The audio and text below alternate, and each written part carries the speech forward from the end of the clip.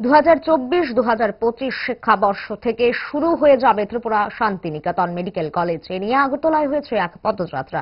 রাজধানীর Umakanta mini stadium থেকে Sukanta academy পর্যন্ত এক পদযাত্রার আয়োজন করা হয়েছে।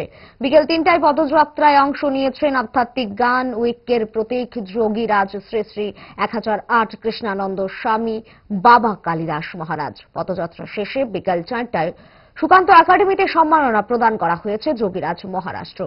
পাশাপাশি আয়োজন করা হয়েছে আলোচনা চক্রের।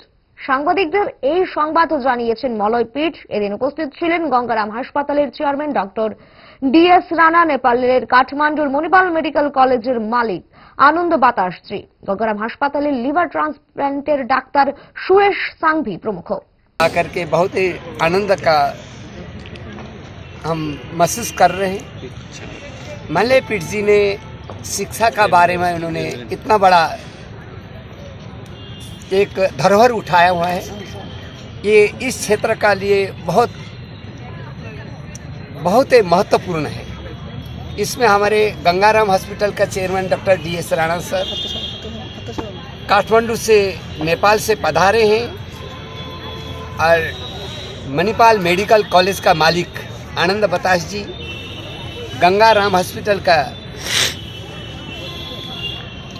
लिवर ट्रांसप्लांटेशन के डॉक्टर सुरेश सांघवी जी, आर बाग और अन्य बहुत ही व्यक्तिगण गण्यमान्य व्यक्तिगण प्रोफेसर सभी आए हुए हैं।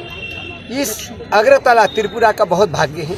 যাতে সুষ্ঠুভাবে করা যায় এবং এখানকার মানুষজনকে নিয়ে আমরা এখানকার ডেভেলপমেন্ট করতে পারি, সেই চিন্তা ভাবনা নিয়ে আমরা আমাদের বাবাজির এখানে পদার্পণ আমি আশা রাখছি সমস্ত ধরনের অশুভ সব কিছু দূর হয়ে যাবে এবং শুভ সূচনা আমরা খুব সুন্দরভাবে করতে পারব।